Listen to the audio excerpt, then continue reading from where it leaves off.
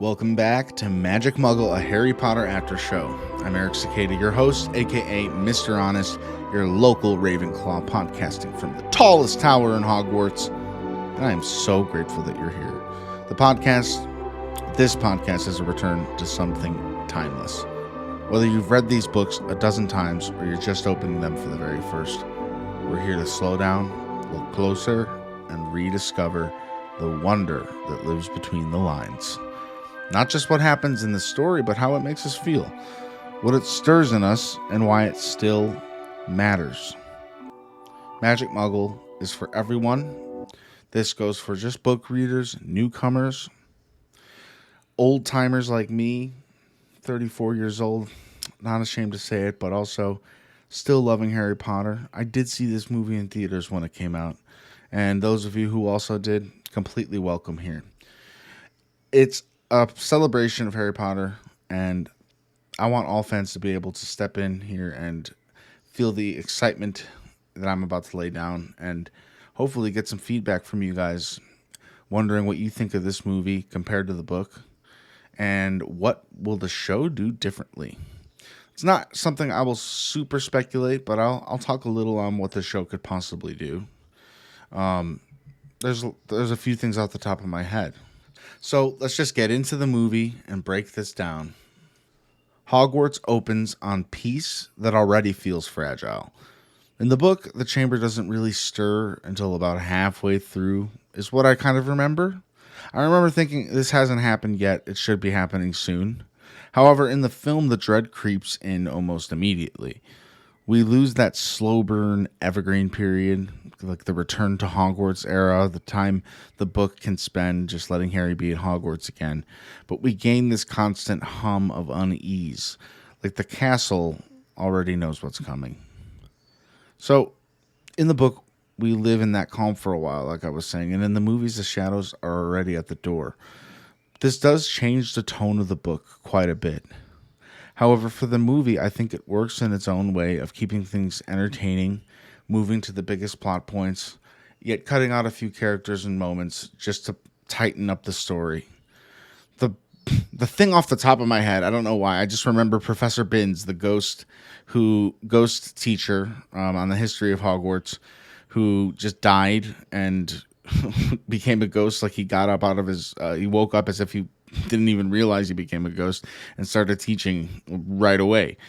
I thought that was a funny character, but in the movie they put him in McGonagall's role in that they're asking about the Chamber's secrets. They're looking for history, and considering he's the history of magic teacher, he's the one to tell them the legend and also tell them that it's just a fable or a tale, not true, never proven. McGonagall's explanation in the book feels a little more held on to, in a sense that we trust McGonagall. Hearing her deliver this information, the actress is just so phenomenal. The way she delivers it is with a little bit of dread and a little bit of excitement for us as the audience to learn a bit about the history of Hogwarts and how Salazar Slytherin was not a very good guy. I am so curious. Does anyone ever get sorted into Slytherin on Pottermore or wherever you get your Harry Potter quiz? Like, Slytherin is so definitively evil that I'm a little concerned for the people who would like get put into this house that's just so evil. It's just an evil house, Slytherin. I think maybe like the metalheads of the world that love Harry Potter and complicated people probably would try and tell you Slytherin's just off a matter of fact. Most Slytherins believe that wizards should be pure blood. We get into that in this book too. There's a lot of that pure blood, old family versus newcomers like Hermione's parents. And it shows us a little bit of the politics of the world that we will definitely be opening completely and diving into in later books. However, we get to see kind of different sides of the table instead of just, it's the wizarding world. There's wizards and witches, and this is fun. There's ambiance, there's politics, there is honestly more to this world, and that's the type of thing that in the book and the movie stays prevalent. There's not just a black and white answer to everything. There's different angles, and I'd say in the book, Harry looking so bad at the scenes of the crime, they last a little bit longer. Like, you're with Harry on that journey. They last longer in the book, until there's a point where Hermione, she gets petrified. I'm jumping ahead, but I want to talk about this because I don't want to forget it. Hermione gets petrified, and then they go to the forest to meet Aragog. Aragog, sorry.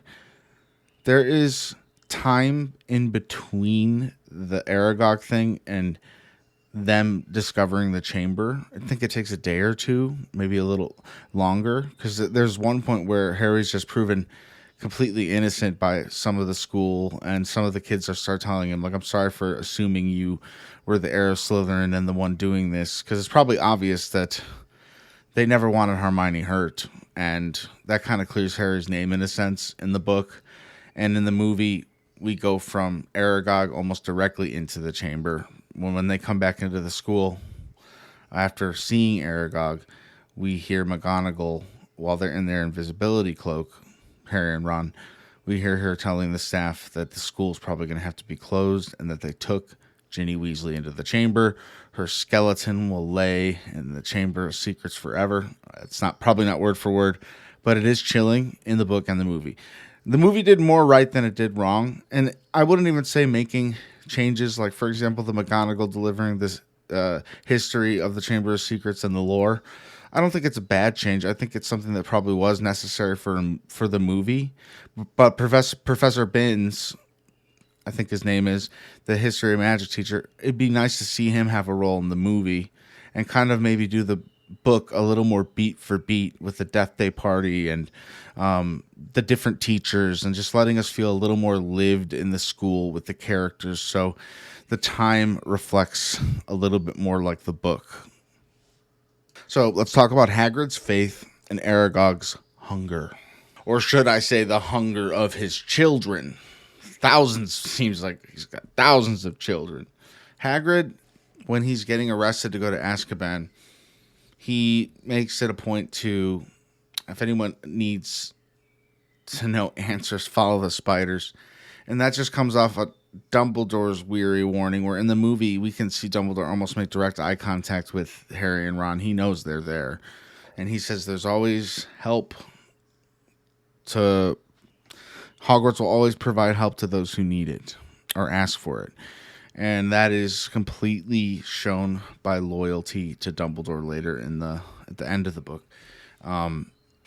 But let's just get back to when they're following the spiders. It is pure nightmare fuel. I hate spiders. I live in a place with the name Forest in the town, and don't come looking for me. I'm undercover like Hogwarts, okay? You can't come to Hogwarts without a letter. Hagrid's kindness leads them kind of straight into danger in both situations, like the book and the movie. It's kind of the same thing. Loyalty becomes a death sentence. Aragog greets them with reverence and then chillingly permission. It's just wild that friends of Hagrid, which Aragog calls them, still end up on the menu. Love and loyalty don't always mean safety. And Hagrid had the best of intentions, probably, to know that Aragog will tell them the truth about him not being the monster that killed in the school, rather than a pet that Hagrid was trying to just take care of.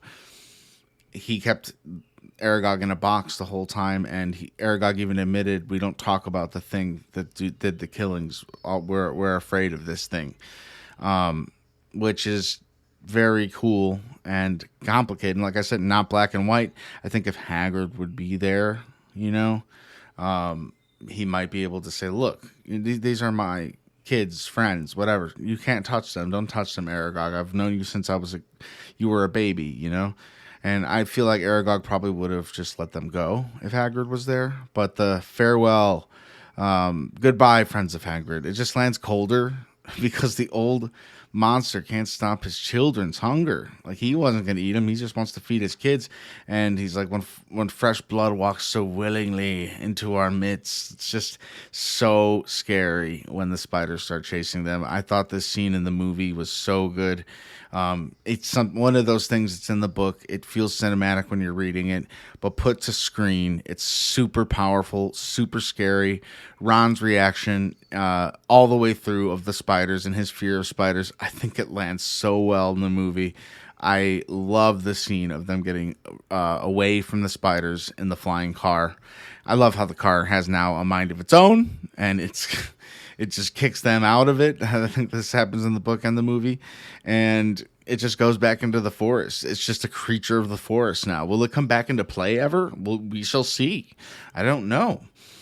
Maybe Mr. Weasley will go back and try and find it, but I wouldn't send Weasley into the spider pit, I would not. I don't know if I'd ever go back into the Forbidden Forest after that happened. That is terrifying. Those spiders are scary, and Ron had every right to be so freaked out. Let's talk about Ginny in the diary. The movie's treatment of Ginny is quick, almost quiet, but that still body in the chamber when she's just lying there lifeless, it just hits harder once you've read the book. She isn't just possessed, she's guilt-ridden, tricked into believing that she's helping. It's the series' first real look at innocence weaponized.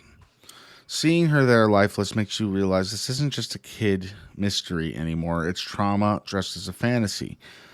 There's many complex thoughts that provoke Harry towards the end of this book, especially in the final scenes when he's fighting the basilisk and saving Ginny, and also having a talk off with Tom Riddle. And Riddle gets dirty fast. He lets Harry sit there a little bit more in confusion a bit in the book. The movie doesn't have that kind of time to spare. Plus, in a movie, you want to go beat to beat to beat. You don't want really a great moment and then a slow moment and then a great big moment, which could work. But honestly, the way they made everything flow into each other at the end, from Aragog into the chamber, it felt very fluid in the movie. And I thought that was a good transition and a really good way to not really stop the momentum that was built running away from all the children of Aragog. I like the flashbacks of Ginny being completely brainwashed. She's more sure that she wasn't doing it on purpose and that she was being controlled. There's nothing wrong with Ginny Weasley or what she did or what she went through in this book. She's a young first year at Hogwarts, writing into a diary, which was magic, and she doesn't know how she got it. Her parents in the book say, you don't deal with enchanted items like this, or they say something like, we taught you better, in a sense. But she did nothing wrong. I remember her being afraid in the book, and I don't even know if that's shown as much in the movie. I think it's just more of a relief in the movie that Ginny is okay, and it's more to the point of getting to the conversation between Harry and Dumbledore. And I think it's good to see these fleshed out characters. I think that's what the show's going to deliver us a little bit more on. Some of the build-ups, I don't know. I said something before on one episode, maybe last season during the first book.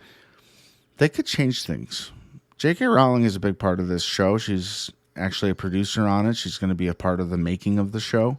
If the show is going to take place at the exact same castle, which it probably has to again, because I've said this before, the amusement parks look like Hogwarts in the movies, so the amusement parks are going to have to look like Hogwarts in the show.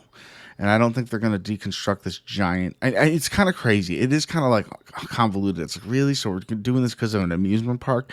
It's just one of those things where they want that continuity. I don't consider it lazy, but I really am hoping that despite the fact that we'll probably be at the same castle, unless they just decide not to do that and reimagine it. However, everyone's got their memory of Hogwarts. Hogwarts is very definitively looking. It's almost like the Avengers Tower in a sense. Like, it's very iconic. And to change that would be really risking a lot. Whereas they could just add more context to the story, bring us in a little bit closer on Harry's day-to-day, live in the world of Hogwarts, of the wizarding world, sit with Harry a little bit longer while he's waiting or wondering why his friends aren't contacting him or calling him. It could really do. It really has a shot at doing all the books justice. Not putting down the movies. Movies are movies. They are shorter. Hence, we need to cut things and put them together in a beautiful way to make what we call a perfect product. And the movies did a great job. But now we're moving into a series with that opportunity, watching and previously reading, seeing them together and comparing them to the movies makes you think of all the things they could add to the show from the books that could make this series hit a lot different and respect the former on-screen Potterverse versus this new one that we're going to get to know really well. So Tom Riddle and the Mirror of Self. Riddle's calm is surgical. He tells his story like he's already writing history. In the book, he's the one who says, "We're alike, you and I," to Harry. But in the film, Harry beats him to it. He recognizes this likeness to Tom Riddle, comparing himself to Riddle without Riddle even saying that to egg him on. This subtle difference does change things a tiny bit, and it gives the whole thing a little bit of a different tone. Tom Riddle has a lot more time in the book to kind of taunt Harry and lead into his "I am Lord Voldemort" reveal, which is huge. I think they did it beautifully in the movie, where he kind of writes out the letters and we get to see it rearrange. I love that. The visual effects are sometimes practical, sometimes digital, and you can tell the digital effects a little more clearly. This is an early 2000s film, so it has aged a little bit, but the practical effects, like the Phoenix in general, Fawkes, he looks really good. And that's because he's actual model, I'm thinking. I mean, yeah, they use CGI when he's flying them out and stuff, but I try not to notice those things. However, let's just say Harry's broken arm at the Quidditch match after the rogue bludger. Dobby. You forget that Dobby is just trying to help Harry by manipulating the situation in a way that is really, really scary for Harry. When Harry has that limp arm after Lockhart tries to help him, who is just what a moron. Lockhart's such an idiot and a jerk, and I love how he's written. He's so cocky, and I just love the moment where the teachers say, "Oh, you said you knew the entrance to the chamber, so you can deal with this while we get the kids out of the school." What a coward, He starts to flee and stuff. Lockhart, don't change. I know there's a point in one of the books where we get to meet him again. That's a spoiler, but I love that we will, because that doesn't happen in the movies. And I'm certain once we get to book 5, which I never fully finished because of ADD as a child, it's my excuse, but a possibly valid one. I just know there's a lot of moments that I'm going to get in these books that's going to really differ from the movies. Because if this movie is that different now, it's one of the shortest books in the series. I can't imagine how many things are written out of the last 3. I mean, I guess the Deathly Hallows gets 2 movies, so there's probably a bit more.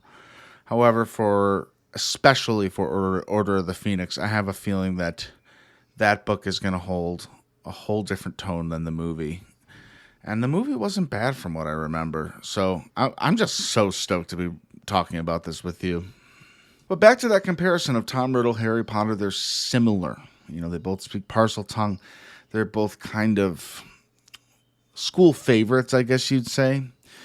Gifted students. When the villain points out your reflection of him onto you, it's manipulation. When you see it yourself, it's fear you own. Both versions work, but the movie gives Harry a bit more agency and maybe more lingering doubt.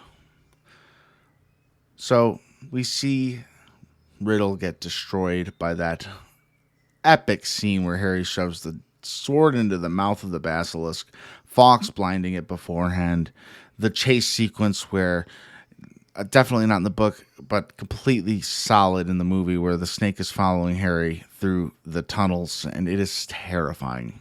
The basilisk might be one of the most scary creatures we ever meet in all the Harry Potter books. Oh my gosh, how brave is Harry to stand up there and shove that blade up into its mouth and take it down. I mean, holy moly, Harry becomes a superhero in this one. I like that. We get back to Dumbledore's office after everything is said and done, and my favorite line from the book is in this movie. It's not our abilities that show us who we truly are.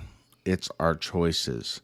And that, I admitted it last week, and I'll just say it again, that made me cry in a very strong way. I thought that line held so much weight, and it was exactly what Harry needed to hear. Easily one of the best lines of the book, one of the best lines of the series. Small, but so perfect, something everybody can relate to. The line everyone remembers because it lands right after that doubt. The book lets Harry stew in it a bit longer. The movie, it gives him relief sooner. Either way, in the thesis of the story, self-definition over prophecy.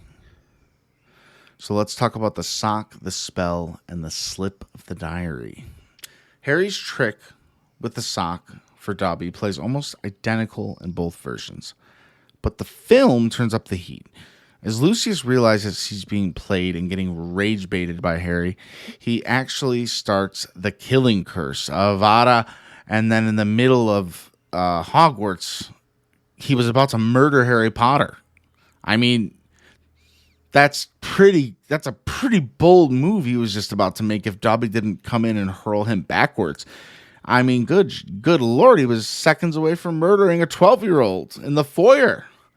That's how thin the Malfoy mask really is, especially in the movies. And that quiet Diagon Alley detail, Lucius mocking Ginny's battered books, and we can visually see slipping back the diary in her cauldron with her other book. That's the diary's delivery, and we don't see it or hear about it in the books. The movie shows us what the book only implied. Evil disguised as etiquette. So, as we're coming close to the end, let's talk about why this one endures. Chamber of Secrets bridges childhood wonder and genuine peril. It's the film where Hogwarts stops being safe and starts being real. Really real. Friendship becomes faith. Courage becomes consequence.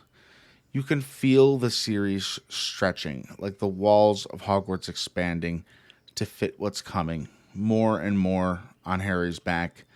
It's not going to be a cakewalk to get through these years at Hogwarts. Harry may have the toughest role as a student in these 7 years that he's at Hogwarts. As the credits roll in the movie, you sense the goodbye. The clapping for Hagrid scene I thought was beautiful, a nice addition. He kind of just strolled back in the book. They made a way bigger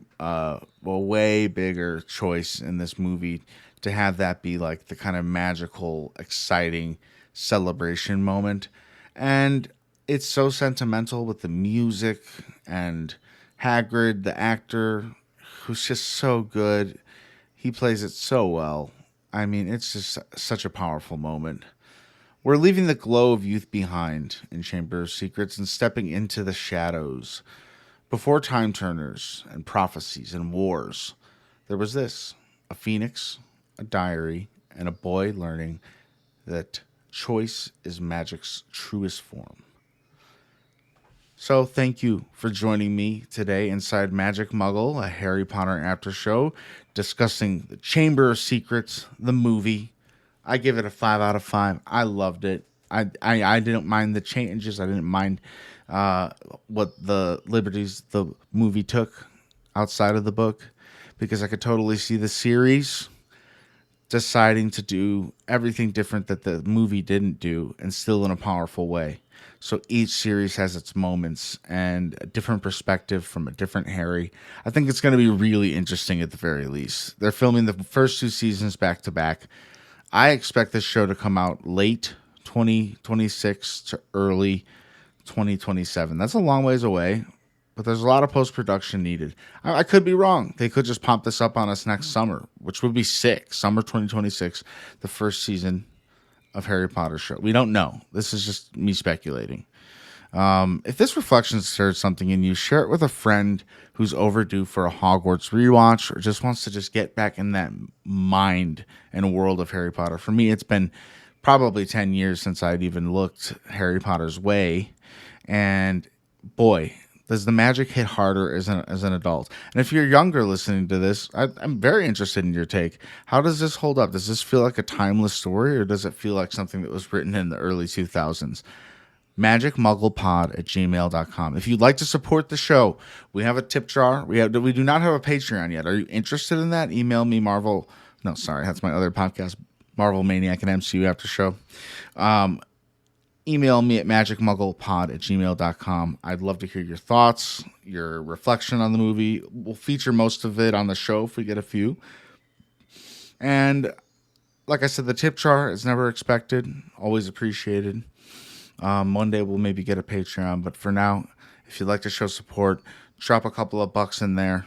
I'll get a couple cups of coffee, and I'll keep delivering you this heartfelt story, comparison, and future analysis. We're in a pretty great place to be reading these books right now before the series, getting to take in the movies for one of the last few years in this world where the movies are the only media covering Harry Potter. A whole other show is on its way. I can't see it being bad, at least bad enough to cancel. I think HBO will see it through to the end unless it's a complete disgrace and a bomb, but I don't think it's going to be. I think the fact that they have J.K. Rowling on board is very important. I think she had a role in this movie and the other movies on what to include, what to take out, approve what was changed. I'm not certain on that, but the fact that she's involved, it would probably give me a sense of she'd be saying, no, not this way. Yes, that way. I feel that.